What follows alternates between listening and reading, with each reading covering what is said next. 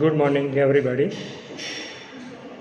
હા તો મિત્રો, આપણે જે ફોર્થ વિડીયો લેક્ચર હતું ચોથું, એની અંદર આપણે જે સપનાવાસો દત્તમ નાટકની જે પૂર્વકથા છે, જેને આપણે પૃષ્ઠભૂમિ કહીશું, કે જેના પરથી સપનાવાસો દત્તમ નાટકની રચના ભાસે કરી, તો એની પૂર્વકથા જેને આપણે ઉદયન કથા કહીએ છીએ, તો એ ઉદયન કથા વિશે આપણે ત્રીજા અને ચોથા વિડીયો લેક્ચરમાં માહિતી પ્રાપ્ત કરી। તો હવે મિત્રો, આજે 5મા નંબરનું જે આપણું વિડીયો લેક્ચર છે આજનું, તો એની અંદર આપણે એક જે આપણું યુનિટ છે પ્રથમ યુનિટ, એ પ્રથમ યુનિટના એક ટૉપિક પર ડિસ્કશન કરીશું, એક ક્વેશ્ચન પર। તો એ ટૉપિકનું નામ છે સપનાવાસો દત્તમની મૂળ આધાર સામગ્રી દર્શાવી ભાષે કરેલા ફેરફારો ચર્ચા। જોઈએ આપણે ક્રમશઃ સ્ટેપ બાય સ્ટેપ। તો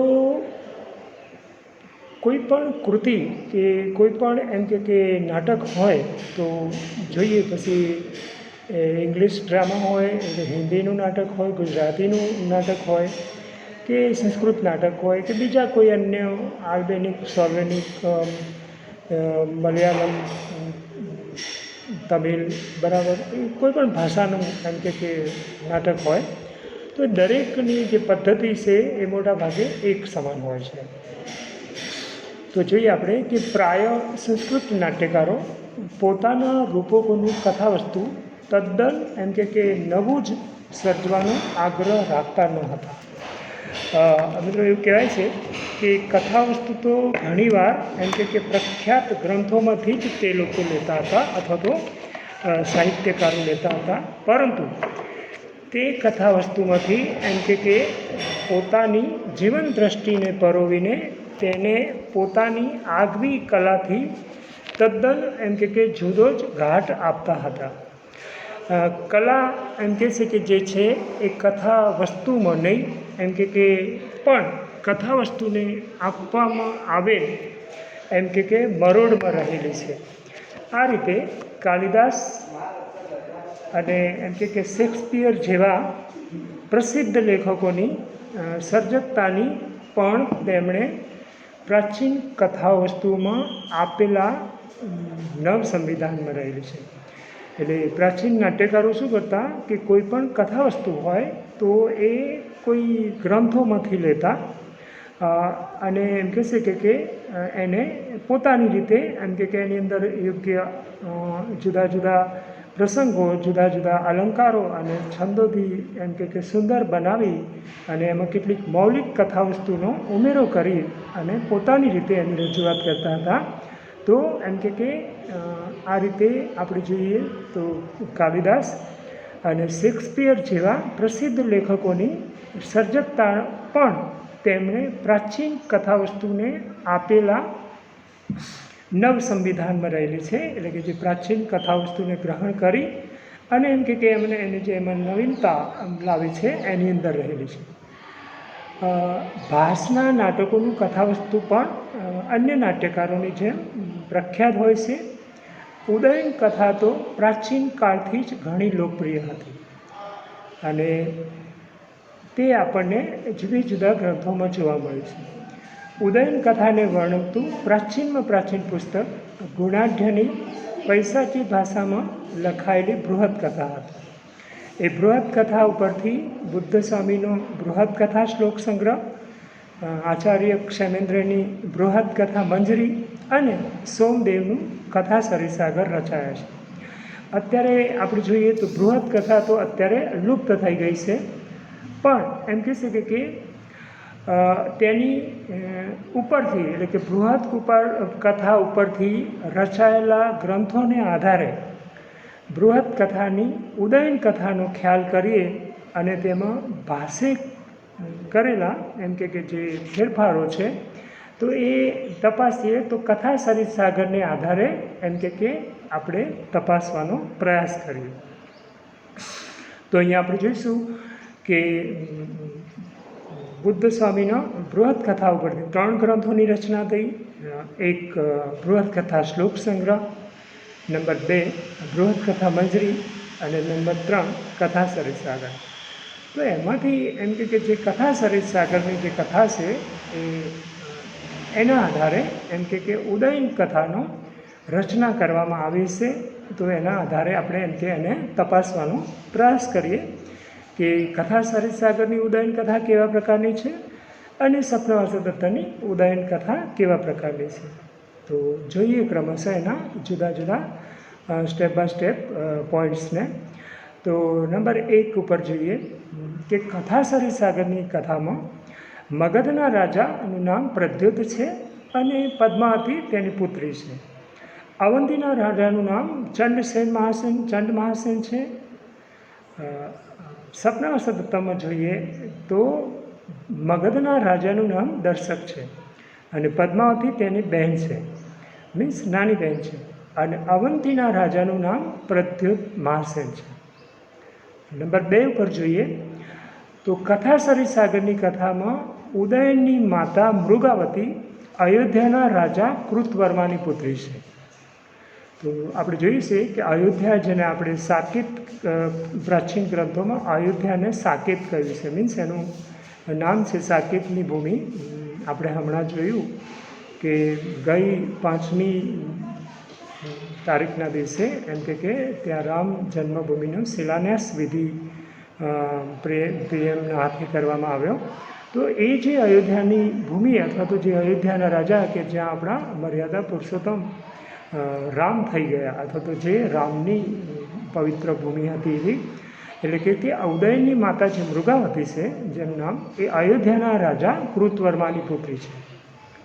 સપ્નવાસુ દત્તમ નાટકમાં ઉદયનને અહીં વૈદેહી પુત્ર કહેવામાં આવે છે.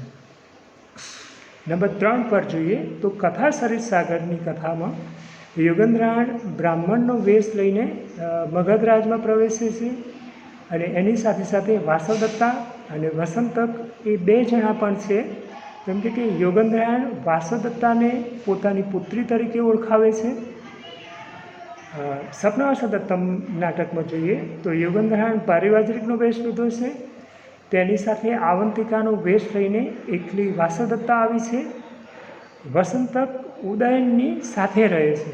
કેમ કે અહીંયા યુગંધરાયણ વાસવદત્તાને પોતાની પ્રોસિત ભર્તુકા બહેન તરીકે ઓળખાવે છે. તો મિત્રો અહીંયા આપણે જોઈશું કે પ્રોસિત ભર્તુકા એટલે કે શું. તો એમ કે જે આપણે જોઈએ કે આચાર્ય ભરત નાટ્યશાસ્ત્રમાં જે નાયક અને નાયિકાના પ્રકારો આપે છે, તો એમાંથી નાયિકાના 3 પ્રકારો છે મુખ્ય, એમને આપ્યા છે નાટ્યશાસ્ત્રમાં: સ્વકીયા, પરકીયા અને સાધારણ સ્ત્રી. એમાં સ્વકીયના 3 પ્રકાર છે: મુગ્ધા, મધ્યા અને પ્રગલ્ભા. તો એ જે મુગ્ધા, મધ્યા અને પ્રગલ્ભા જે એના પેટા પ્રકારો છે, એના પેટા પ્રકારો તરીકે એમ કે નાયિકાના જુદા જુદા એમ કે પ્રકારની જે 8 નાયિકાનો જે પ્રકારો આપે છે, તેમાં વાસક સજ્જા, વિપ્રલબ્ધા, અભિસારિકા, વિરોધ ખંડિતા, પ્રોસિત ભર્તુકા વગેરે. તો અહીંયા એમ કહેશે કે જે સ્ત્રીનો પતિ પરદેશ ગયો છે તે સ્ત્રીને પ્રોસિત ભર્તુકા કહેવામાં આવે છે. તો એમ કે અહીંયા યુગંધરાયણ વાસવદત્તાને પોતાની પ્રોસિત ભર્તુકા બહેન તરીકે ઓળખાવે છે. નંબર 4 પર જોઈએ તો કથા સરિત સાગરની કથામાં પદ્માવતી સાથે લગ્ન કરવાનો હેતુ સામ્રાજ્ય પ્રાપ્ત કરવાનો હોય છે, જ્યારે સપ્નવાસુ દત્તમ નાટકમાં પદ્માવતી સાથે લગ્ન કરવાનો હેતુ આરુણીએ લઈ લીધેલા ઉદયનના રાજ્યને પાછો મેળવવાનો હોય છે. નંબર 5 પર જોઈએ તો કથા સરિત સાગરની કથામાં પદ્માવતી સાથેના લગ્નની ગોઠવણ યુગંધરાયણ પહેલેથી જ કરેલી હોય છે. એટલે કે પદ્માવતીની સાથે લગ્ન કરવા માટે ઉદયનને બોલાવવામાં આવે છે. સામે સપ્નવાસુ દત્તમ નાટકમાં જોઈએ તો અન્ય પ્રયોજનથી મગધ આવેલા, અન્ય પ્રયોજન એટલે કોઈ બીજા કાર્યથી, અન્ય કોઈ કાર્ય નિમિત્તે મગધ પ્રદેશમાં ગયેલા ઉદયનને પદ્માવતી આપવામાં આવે છે. પદ્માવતીનું લગ્ન ઉદયન સાથે થશે એમ પુષ્પક, ભદ્રક વગેરે ભવિષ્ય વેતાઓએ ભવિષ્ય પાક્યું હતું. નંબર 6 પર જોઈએ તો કથાસરી સાગરની કથામાં વાસોદત્તાના ભાઈ ગોપાલકને યુગંધરાયણની યોજનામાં સામેલ કરવામાં આવે છે. સપનાવસદત્તમ નાટકમાં જોઈએ તો અહીં યોજનામાં કોઈને સામેલ કરવામાં આવતું નથી અને એવું કંઈ થતું પણ નથી. એવી કોઈ ઘટના કે યોજના કરવામાં પણ આવતી નથી. નંબર 7 પર જોઈએ તો કથાસરી સાગરની કથામાં પદ્માવતી ઉદયનના લગ્ન સમયે મગધરાજ ઉદયન સાથે આજીવન મૈત્રીના સોગંદ લે છે, જ્યારે સપનાવસદત્તમ નાટકમાં એવા કોઈ એટલે કે સોગંદ લેવામાં એમ કે આવતા નથી. નંબર 8 પર જોઈએ તો કથાસરી સાગરની કથામાં ઉદયનના લગ્ન પછી એમ કે ઉદયન મગધમાં હતો ત્યારે પુષ્પમાળા એમ કે ગૂંથવાની જે રીત છે એના ઉપરથી તેને વાસવદત્તા જીવતી હોવાનો સંશય જાગે છે. સપનાવસદત્તમ નાટકમાં જોઈએ તો અહીંયા કૌતક માલા ગુંફનનો એક પ્રસંગ મૂકવામાં આવે છે, પરંતુ તેનું એ જાતનું મહત્ત્વ સ્પષ્ટ રૂપે બતાવવામાં આવ્યું નથી. તો અહીંયા એવું છે મિત્રો કે જે આપણી જે બીજા અંકની જે ઘટના છે, બીજા અંકની જે કથા છે એમાં એવો કૌતક માલા ગુંફનનો પ્રસંગ યોજવામાં આવે છે. તો જે કથાસરી સાગરની કથા છે તો એમાં જે પુષ્પમાળા વાસવદત્તા માટે ને જે કામ સોંપવામાં આવે છે પુષ્પમાળા ગૂંથવાનું, તો એ ત્યાં જે એના ઉપર જે 2 પુષ્પો હોય છે તો એમાંનું એક એમ કે અવિધવા કારણમ અને સપત્ની મર્દનમ એવા 2 પુષ્પો છે. તો એની અંદર એ બંને એમાં ગૂંથે છે પુષ્પમાળામાં, એક સપત્ની મર્દનમ અને બીજું અવિધવા કારણમ. તો એમ કે અહીંયા જ્યારે એમ કે એવું લાગે છે કે સપત્ની મર્દમ એટલે કે બીજી કોઈ પત્ની ના થાવ અને અવિધવા કારણમ એટલે કે આ સ્ત્રી એમ કે વિધવા ના થાવ. તો એ બંને વનસ્પતિ જ્યારે ત્યાં એમ કે પુષ્પમાળામાં બંને પુષ્પોને ગૂંથે છે તો વાસવદત્તાનું આ જે ઉદયન વત્સ પ્રદેશનો જે રાજા છે ઉદયન, એને એમ કે થોડો સંશય જાગે છે કે કદાચ વાસવદત્તા જીવતી હશે, તો એટલા માટે કેમ કે ત્યાં બંને પુષ્પોને એ ગૂંથે છે. જ્યારે સપનાવસદત્તમ નાટકમાં કૌતક માલા ગુંફનનો એક આખો પ્રસંગ મૂકી દેવામાં આવે છે બીજા અંકમાં, પરંતુ તેનું એ જાતનું એટલે કે કોઈ પણ પ્રકારનું મહત્ત્વ આપણને સ્પષ્ટ રૂપે બતાવવામાં આવ્યું નથી. એ પછી છેલ્લે નંબર 9 પર જોઈએ તો એમ કે કથાસરી સાગરની કથામાં છેલ્લે જ્યારે વાસવદત્તા અને યુગંધરાયણ ઉદયનને મળે છે ત્યારે વાસવદત્તાની પવિત્રતા સિદ્ધ કરવા તેઓ અગ્નિ પ્રવેશની તૈયારી કરે છે, પરંતુ દિવ્ય વ્યક્તિ વચ્ચે પડીને રાજાને વાસવદત્તાની પવિત્રતાની એમ કે ખાતરી કરાવે છે. કેમ કે આ જે છેલ્લું મિલન છે એ લાવણાક નામના ગામમાં થાય છે. સપનાવસદત્તમની કથામાં જોઈએ તો વાસવદત્તાના ચારિત્ર્યની સાક્ષી પદ્માવતી જ હોય છે. રાજાને પણ તેની કે યુગંધરાયણની પવિત્રતા વિશે કોઈ શંકા થતી નથી. એટલે કે અગ્નિ પ્રવેશ કે દિવ્ય વ્યક્તિનો પ્રવેશનો કોઈ પ્રશ્ન જ રહેતો નથી. અને જે બંનેનું જે પુનઃમિલન થાય છે એ કૌશાંબી નગરીમાં થાય છે. તો આ એમ કે બંને વચ્ચેનો બંનેની જે કથા છે એના વચ્ચેનો એમ કે જે કથાસરી સાગરની કથા અને સપનાવસદત્તમ નાટકની જે કથા છે એમાં રહેલા એમ કે બંનેના કથાના જુદા જુદા એમ કે ફેરફારો છે. હવે આગળ આપણે ક્રમશઃ જોઈએ તો ઉપરોક્ત જે 2 કથાઓ છે, મીન્સ 2 જે ઉદયન કથાઓ છે એના ઉપર જે ફેરફારો જે આપણને જોવા મળે છે, તો એ ફેરફારો તો કેટલાક ફેરફારો તો માત્ર પાત્રોના નામ અંગેના છે.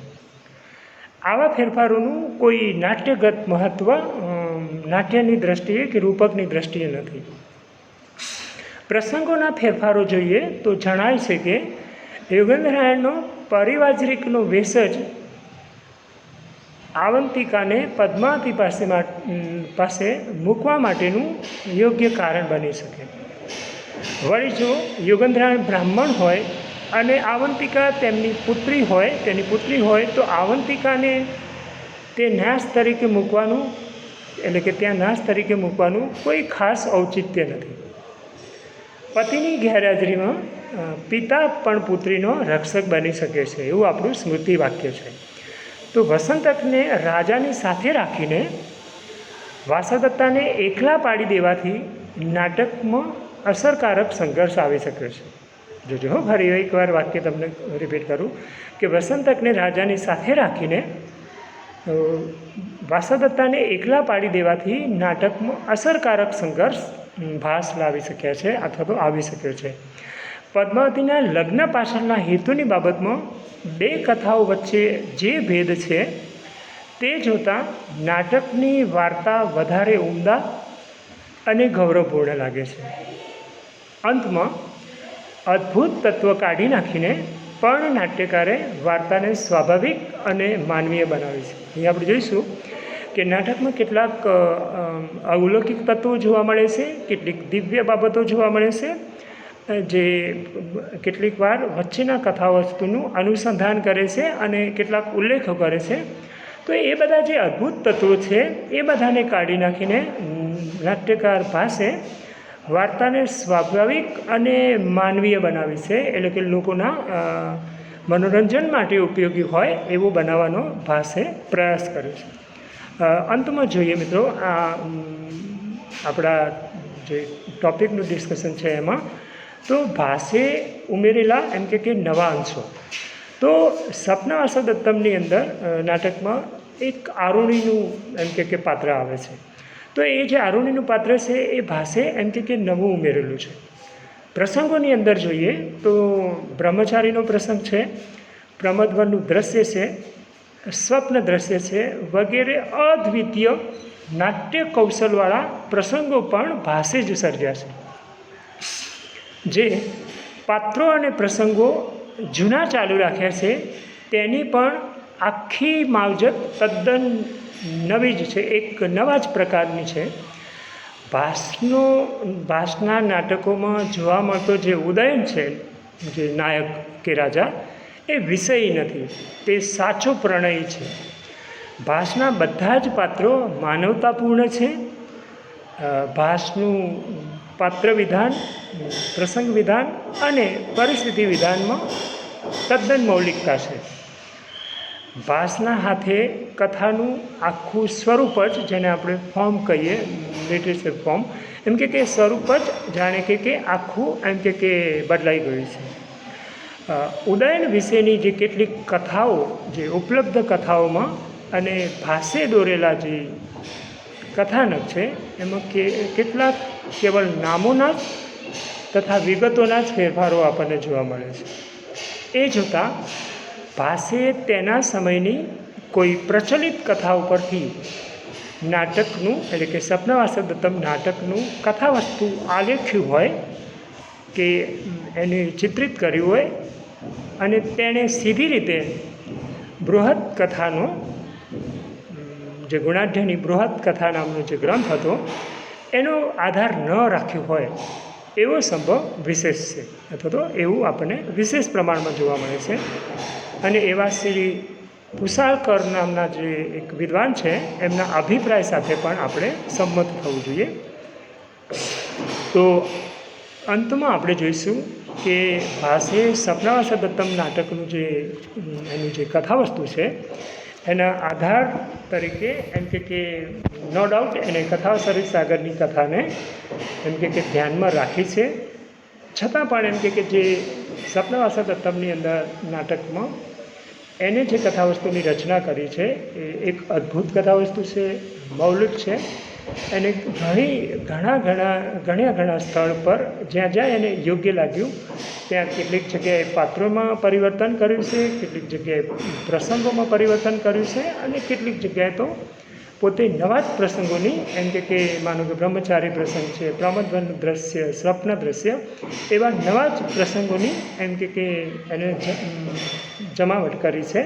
તો એમ કે આ ભાસની પોતાની એક ખાસિયત છે. મોટાભાગે આપણે જોઈએ કે કાલિદાસ અને ભાસ બેમાંથી ભાસ પ્રાચીન છે, તો પ્રાચીનના જે કાલિદાસની જે અલંકૃત જે શૈલી હતો, જે નાટ્યકલા હતી, એનો મોટાભાગના સંસ્કૃત નાટ્યકારો કાલિદાસ તરફ અથવા તો એનો પ્રયોગ પોતાના નાટકોમાં વધુ કરે છે. પણ જે ભાસની જે મૌલિકતા છે અને ભાસ જે પોતાના નાટકો છે, એ પોતાના નાટકોનું જે કથા વસ્તુ છે એ વાસ્તવિક રસદર્શન આપણને કરાવે છે, કે જે રિયાલિટી છે, વાસ્તવિક ઘટના છે, આપણી રોજબરોજમાં જે જોવા મળતા જે ઘટનાઓ કે પ્રસંગો છે એ ભાસના નાટકોમાં આકાર લે છે. તો ભાસ અહીંયા એક તદ્દન મૌલિકતાથી ભરપૂર એમ કે પોતાની કૃતિઓની રચના કરે છે, અને એ મૌલિકતાથી ભરપૂર જે એની કૃતિઓ છે એ બીજા કરતાં ઘણી બધી એમ કે અલગ પડે છે. ભાસ ત્યાં આડંબર ઓછો રાખે છે, એમાં અલંકારો અને છંદોનું નિરૂપણ હોવા છતાં એમ કે અતિશય અલંકારોનો પ્રયોગ ભાસે ટાળે છે, અને પરિણામે એક વાસ્તવિક એમ કે નાટકો આપવામાં અને નાટકોના પ્રસંગો આપવામાં ભાસ એક સફળ નાટ્યકાર તરીકેની કીર્તિ એમ કે પ્રાપ્ત કરી છે. અને પરિણામે જ ભાસને સંસ્કૃત સાહિત્ય, જે હિસ્ટ્રી ઓફ સંસ્કૃત લિટરેચર છે, એમાં એમને એક અનેરું સ્થાન એમ કે પ્રાપ્ત થયું છે.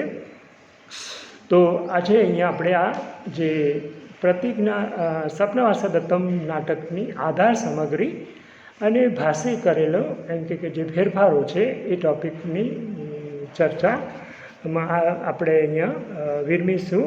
અને નેક્સ્ટ જ્યારે આપણું એ પછીનું જે વિડીયો લેક્ચર આવશે, એટલે કે 6થા નંબરનું વિડીયો લેક્ચર, એની અંદર આપણે બીજા એમ કે ટૉપિકની ચર્ચા કરીશું. તો આજે આપણે અહીંયા વિરમીશું. થેન્ક યુ વેરી મચ મિત્રો.